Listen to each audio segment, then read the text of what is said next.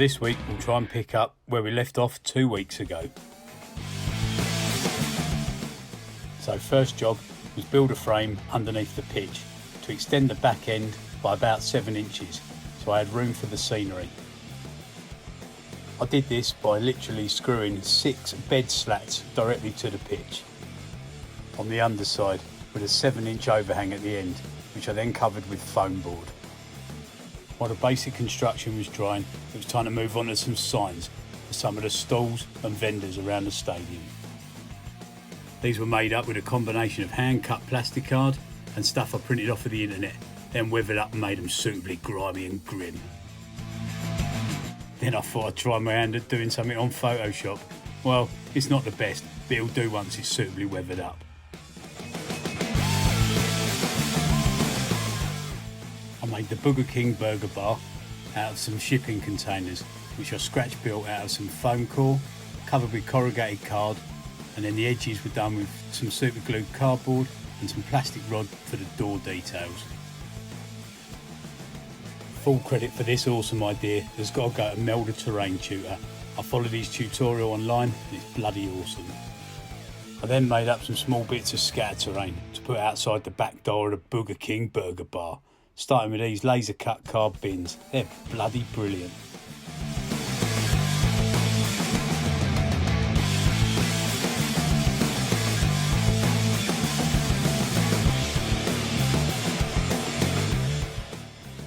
I then cut a serving hatch out the side of one of the containers and made a sill with a wooden lollipop stick. Then mounted the sign on a couple of cocktail sticks with some super glue and stuck it in the roof. I then ordered this freaking massive box of flathead dressmaker's pins and then green stuffed some little mushrooms to decorate the pitch with.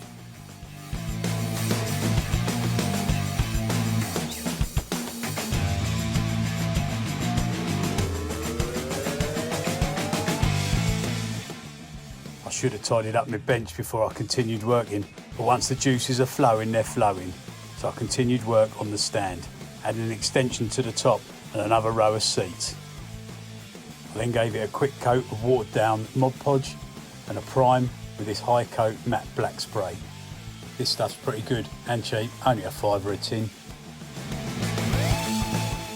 I then started painting up the stand, just stippling the paint on directly from the pot, using typhus corrosion to weather it up and some Vallejo rust.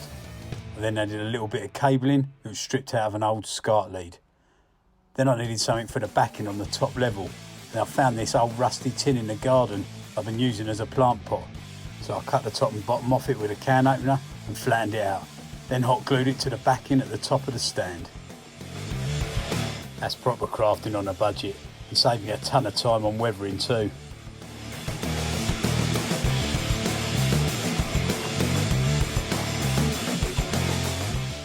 So with the home end stand pretty much complete, it was time to move on to a pitch side barrier and the commentary tower.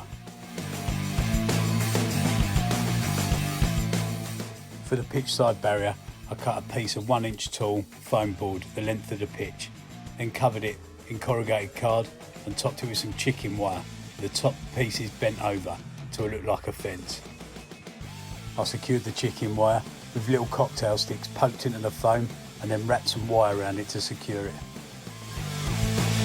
I decorated it up with a couple of Lego tyres, a few cogs from an old printer, and then some drainage going directly onto the pitch with some plastic straws.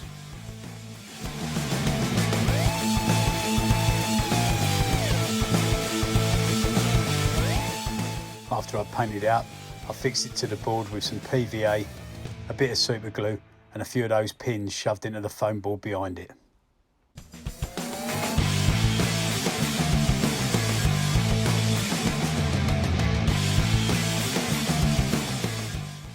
Whilst I was painting the commentary tower, I realised that no grot was going to be able to reach the scoreboard, so I converted up this little guy from the Met gun kit. Just repositioned his arm so he looked like he was climbing up the ladder to change the scoreboard. I then turned my attention to the away fans' end. I knew I wanted them caged in, so I made a stand up with a load of chicken wire. So with the away fans stand done, that was it. The stadium was pretty much complete.